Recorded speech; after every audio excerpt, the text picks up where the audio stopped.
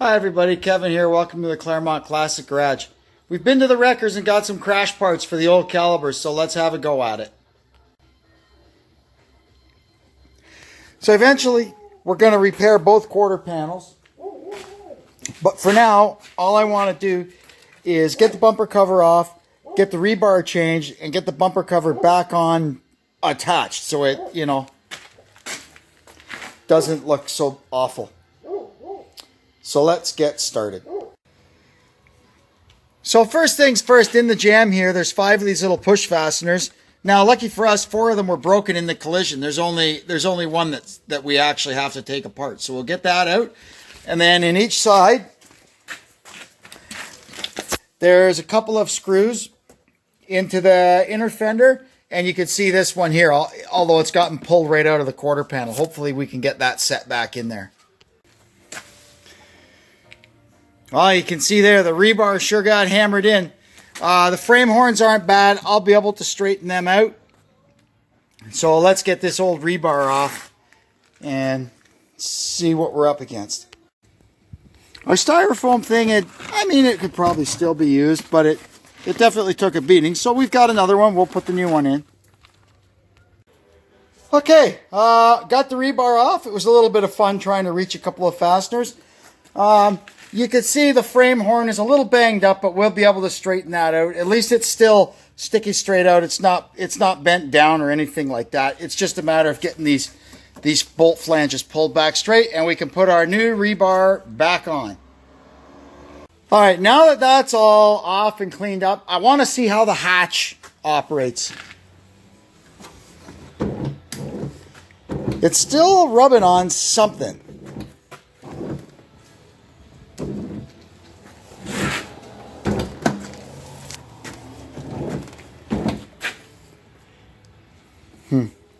Is it knocked over this way?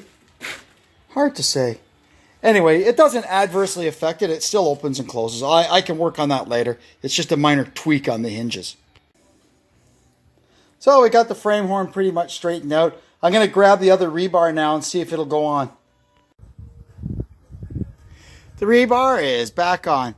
It's definitely a little bit low on the left side, but hopefully it'll fit okay inside the bumper and not be too big of an issue. I guess that frame horn is bent down just a tiny little bit, but I'm not too worried about it. The thing I am worried about, though, is this. There's not really a lot left here to attach the bumper back to, so I think we're going to have to go ahead and fix the quarter panels before we do much else. They're pretty bad. The other side's even worse. This side's totally roached. Look, I can put my finger right inside the car. So we're going to have to fix this. Good thing I found them nice ones at the wreckers. So I guess we're going to go ahead. We'll pull the taillights out, and we're going to have to figure out how we go about doing this. Next, we'll pull the wheels off and get these inner fender shields out. I'm going to make my first cut right across there, and then we'll go down, and then just follow this around. And then we'll drill the spot welds where we have to and get rid of what's left of the flange. And then we'll do the same thing with our new panel. And it should go on quite easily. Okay, well, here we go. And I will remind you yet again that we bought this car brand new out of the showroom. And this is what it's come to 12 years later. But hey, that's progress.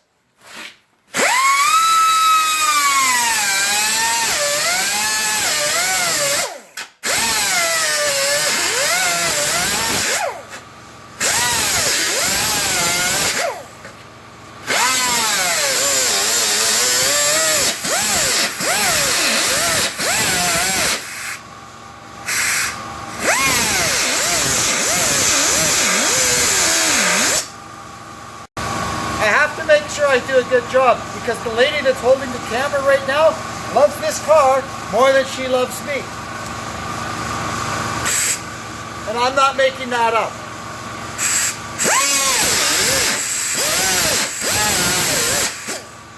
cutoff tool is a POS.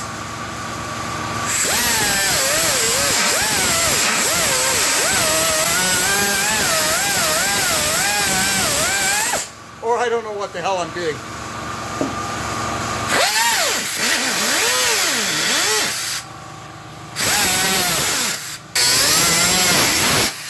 Gotta be careful. This wouldn't be the first car that I set on fire. Accidentally, of course.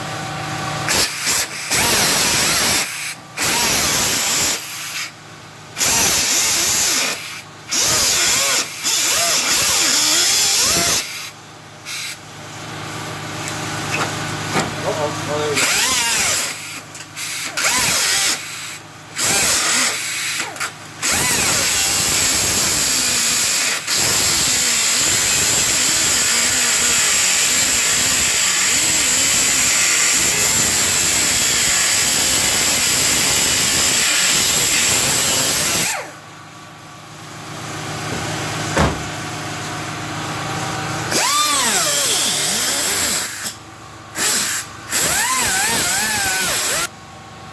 Nothing in the world smells like burning seam sealer. I wish this was a scratch and sniff video. You'd really enjoy it.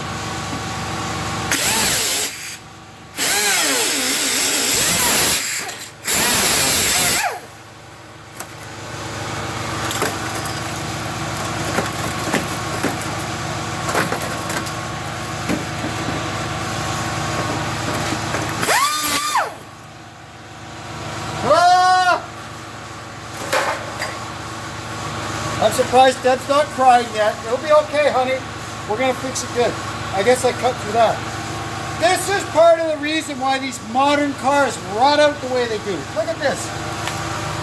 We'll be pulling all that out. I don't know what noise the engineer was worried about that stopping, but I really don't care. It's coming out. All this stuff in here. It's terrible. Anyway. All right. This flange here is in really bad shape. Lucky the panels we cut off at the wreckers we cut down here. So I'm going to cut this flange off and we'll actually keep this piece of the donor quarter panel.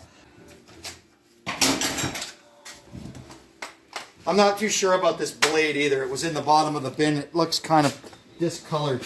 But there's not really a lot for it to actually cut here, so we'll see.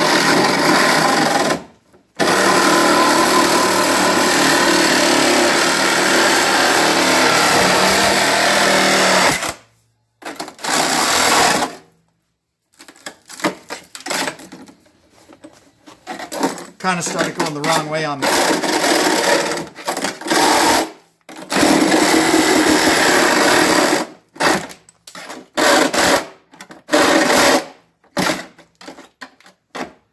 Whoops.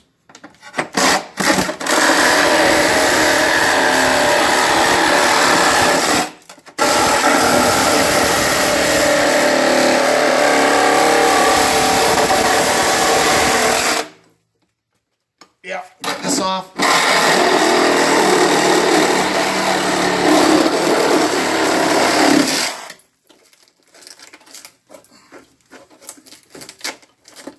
Okay, now we're getting somewhere.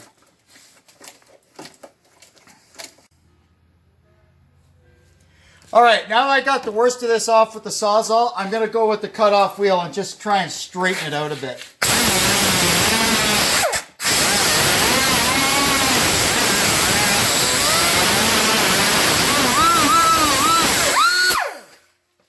Still a little bit of that rollover.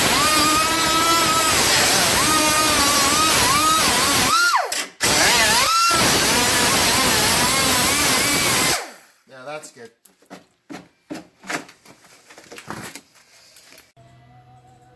So we got our spot weld cutter in the drill here.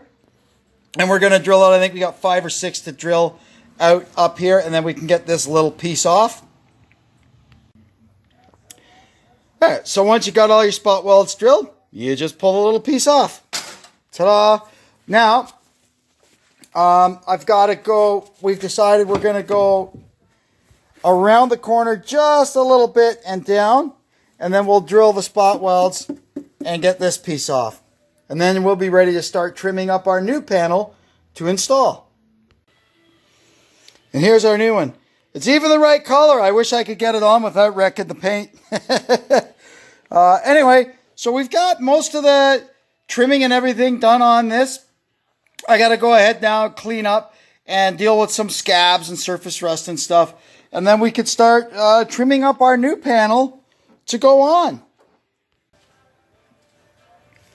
That went pretty well. So we're going to go ahead and do the same operation on the other side.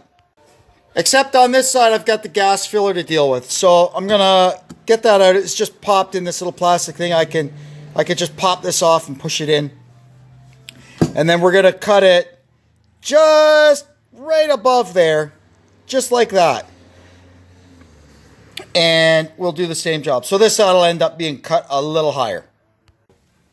The other difference on this side is that the inner fender, instead of coming like this, as the other side, on this side it comes right up here around the gas door. Now, even though it touches the skin, it's not welded at all. It's just literally stuck with sealer. So it may take a little prying and pulling to get the old panel off, but it will come off, and then we'll clean it up and we'll just put it back on with some goo, just like they did. The gas door just pushes in. It's just kind of snapped onto this flange here, so you just pop it out through. It can just stay there. And the last thing we got to do before we start cutting is I'll take this vent thing out so it's not in my way. And we'll get to work with the cutoff wheel. That's all the old stuff cut away from this side. Tomorrow, we'll start getting this really cleaned up and start getting some patches laid in. There's a little piece of this flange here that's gone. I'm going to have to just make a little piece to put in there. Really not all that bad. And then we'll get a lot of this scabs and stuff cleaned up and get rust paint on it. Same with this here. We'll get this around here all cleaned up. This will be just fine. And then once we've got that done, we can start trimming back off our new panels so we can put them on nicely.